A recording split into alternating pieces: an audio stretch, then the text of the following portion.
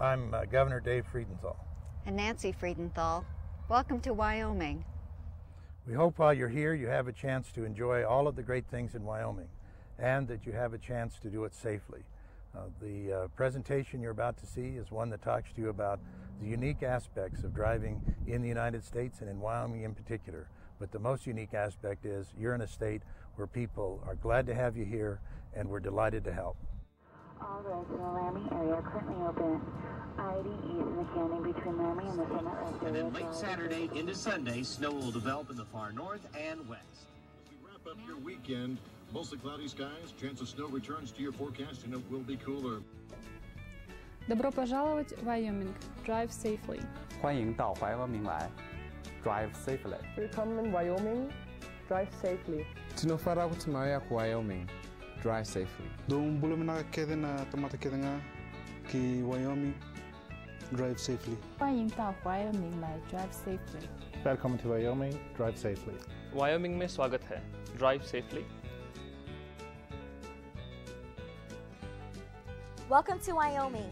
People from all corners of the world come here to enjoy academic and professional opportunities, unique landscape, wildlife, and Western American culture.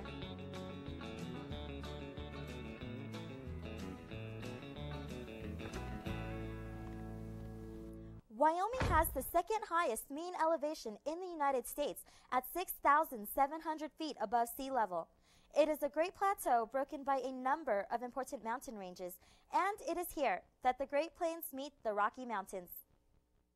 For recent international arrivals and those from more populated areas, journeys through our state may represent their first experience with nature. Wyoming has some beautiful things to see, and if you really need to see Devil's Tower, you need to see Yellowstone, and you need to go up all the way in the north and see the beautiful things that there are in Wyoming.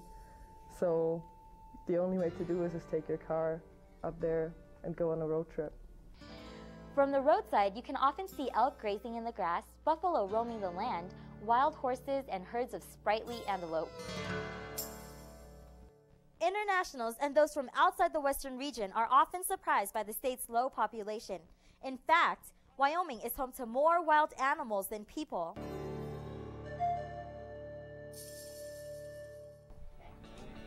Enjoying nature is Wyoming's favorite pastime.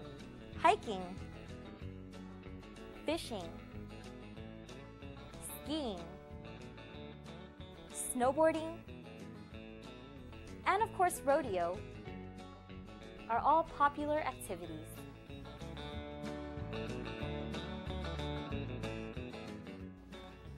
Traveling by car allows you to experience Wyoming's living landscape and also, perhaps in a more practical sense, provides convenience in your day-to-day activities.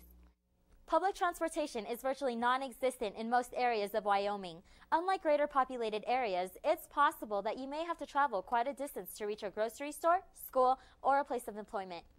Well, use public transportation in Wyoming is kind of interesting because there is no public transportation in Wyoming besides student shuttle buses that go from the dorms, and if you don't live in the dorm like I don't, then you don't get to use it. So the first thing I got here was a bicycle.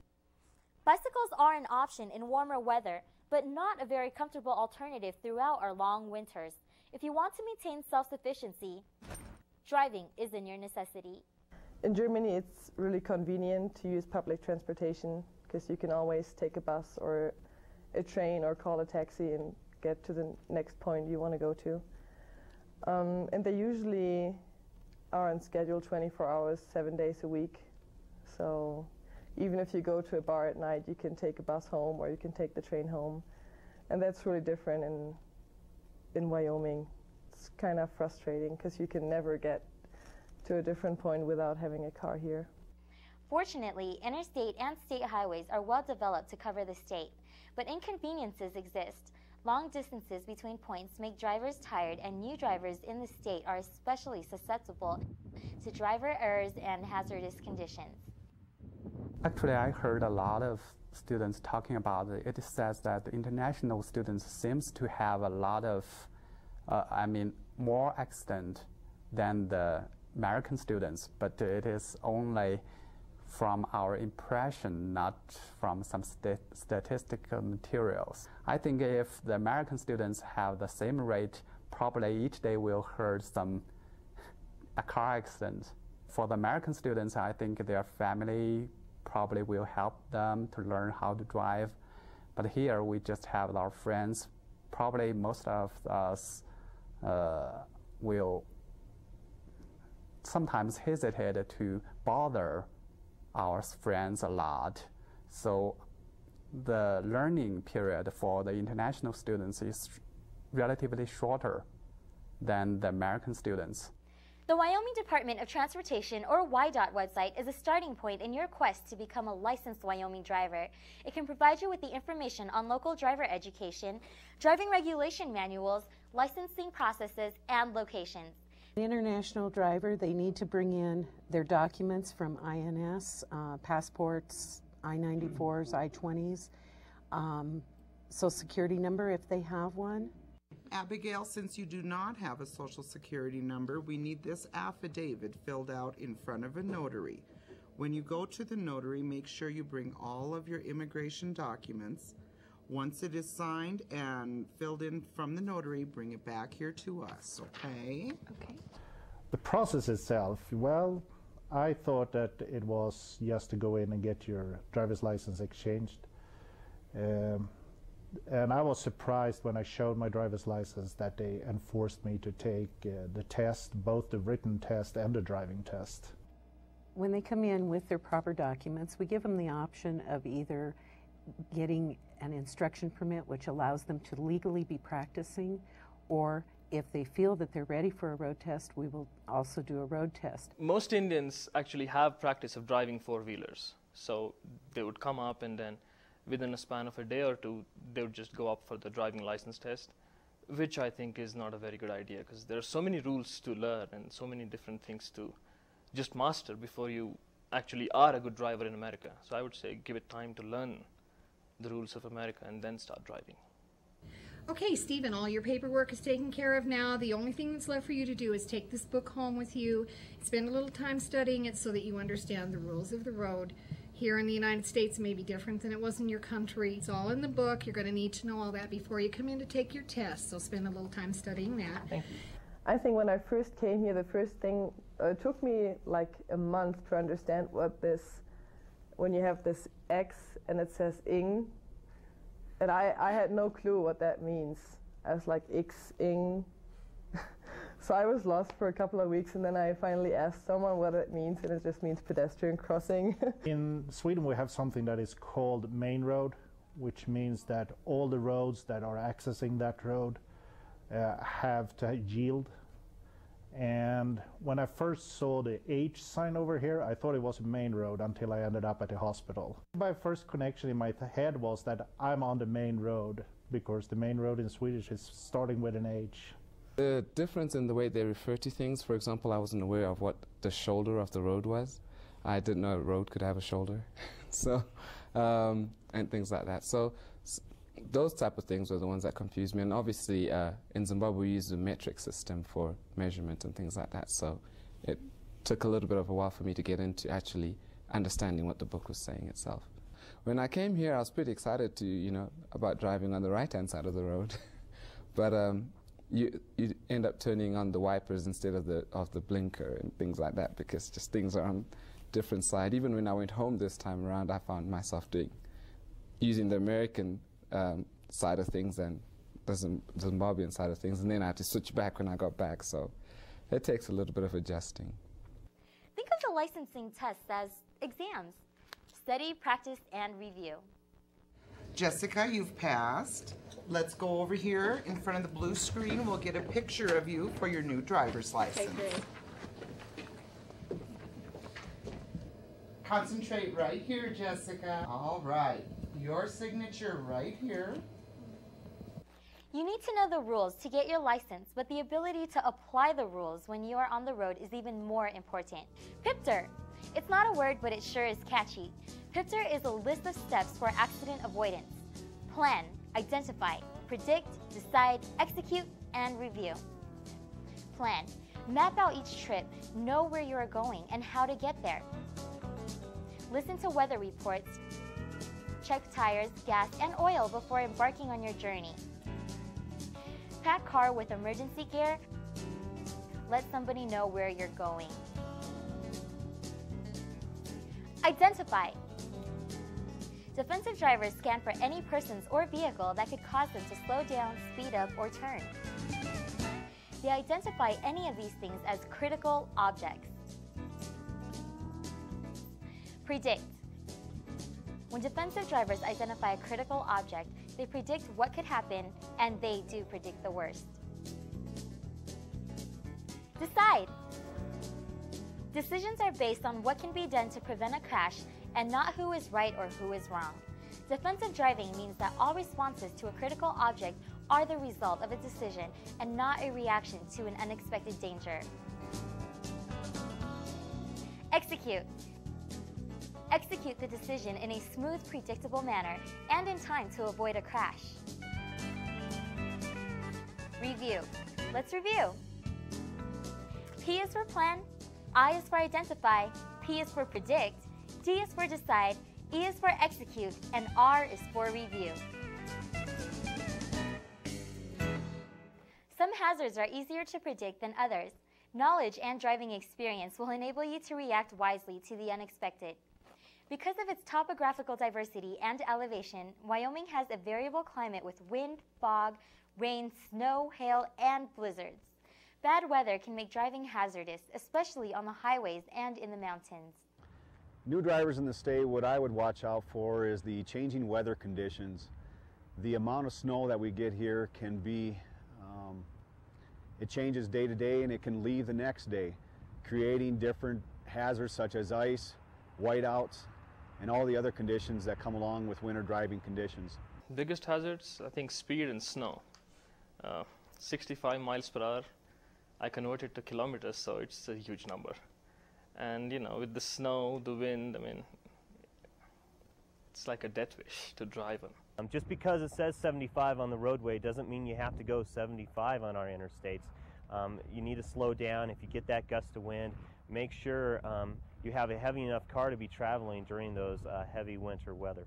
Rain, snow, and ice can make the road surfaces slippery. You must slow down when the road is slippery because stopping distances are increased. Perhaps the worst of all possible conditions for driving is a blizzard. It combines the limited visibility of fog, blowing snow, the slippery roads found with ice and snow, and unexpected steering corrections. Because of this, a defensive driver simply avoids driving in a blizzard, if at all possible.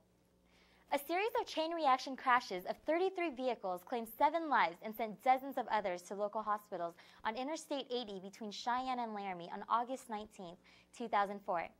It appeared the cause of the crashes was drivers traveling too fast in rainy and foggy conditions. The chance of a crash is extremely high whenever the difference between your speed and traffic is more than 15 miles per hour. Keep enough space between your vehicle and the other vehicles on the road. Drive with lights on low beam. High beams will reflect off the fog, creating a white wall effect and making it difficult for you to see.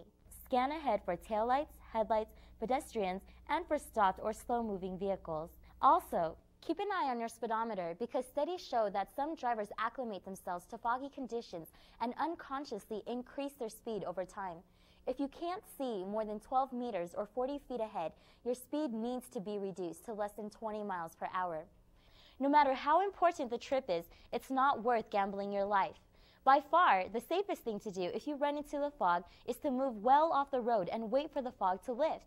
Make sure your car is completely off the road. If it's not, you could be rear-ended.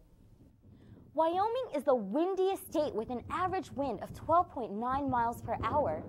During the winter, there are frequent periods when the wind reaches 30 to 40 miles per hour with gusts of 50 or 60 miles per hour. In many localities, winds are so strong and constant from those directions that trees show a definite lean towards the east.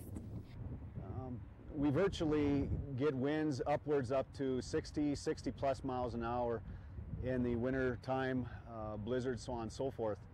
In these conditions, it will literally flip semis over. The thing you have to worry about is when you're driving higher profile vehicles such as utility vehicles or vans or anything of that nature, buses, you need to drive even more slowly and carefully and defensive as a driver. When the wind blows, the car tends to move about.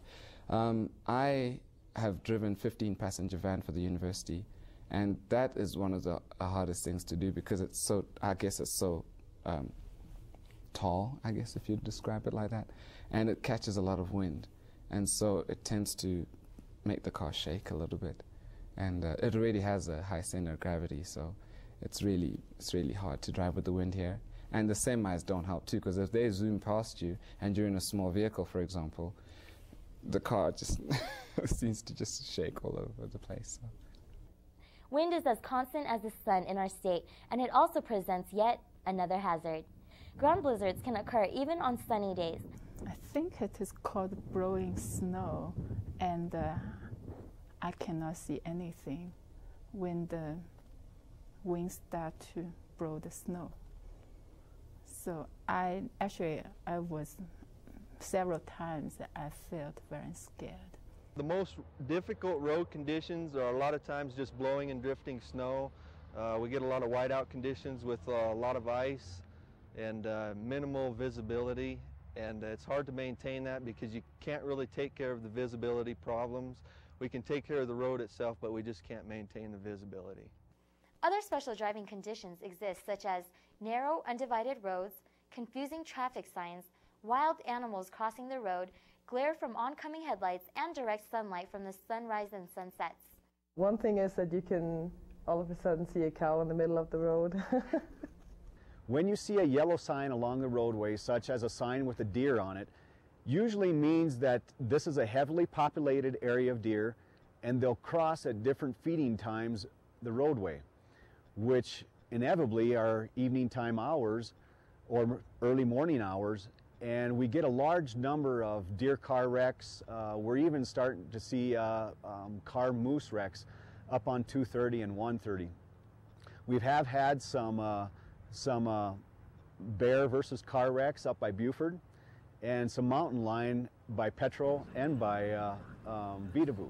I was driving down on I-80 coming back to Laramie, and all of a sudden I saw this huge animal on the road, and apparently after I described it to my friends when I got back, they said it could have been a moose, where I slammed on the brakes and the car slid, and and I was going sideways on the interstate.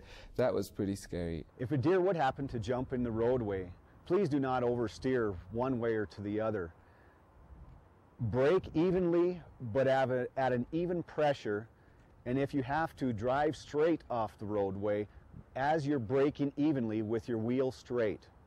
This will allow you not to overcorrect and roll your vehicle, which is a common cause of rollovers in this state. Be aware of cars that have pulled over due to mechanical problems or to take photos of the scenery. You must yield the right-of-way to emergency vehicles using a siren and a red light. Pull to the right edge of the road and stop. However, don't stop in an intersection. If you are in an intersection when you see an emergency vehicle, continue through the intersection and then drive to the right as soon as you can and stop. Emergency vehicles often use the wrong side of the street to continue on their way. Road construction workers warn you of their presence by using orange signs, equipment, flags, and reflective vests. It's up to you to ensure both your own and the workers' safety by driving slowly through construction zones. When you see orange equipment on the road, be prepared to slow down or stop. Obey any special signs or instructions from signal persons at the road construction sites. Studies have shown that drivers using their cell phone are 3 times more likely to get into an accident and 5 times more likely to not pay attention to traffic lights. Across the USA, there are legislative bills being introduced in state legislatures to ban the use of cell phones while driving a motor vehicle. Several states have adopted such a law. Here are some facts about driving in Wyoming. 75% of those who die in crashes in Wyoming are not buckled up. Your chances of dying are 4 times greater if you are not wearing a safety belt and are ejected from your vehicle. Speed is a primary factor in 60% of Wyoming's fatal crashes. 6 of 10 Wyoming fatals are one-car run-off-the-road crashes, not head-on crashes. About 40% of fatals involve alcohol. Drivers under 21 are involved in disproportionately high numbers. Never get behind the wheel of a moving vehicle after drinking. The penalties for driving under the influence are steep and quite possibly deadly. After drinking, the ability to identify, predict, decide, and execute is seriously reduced. DUI is the major cause of almost half of the fatal crashes.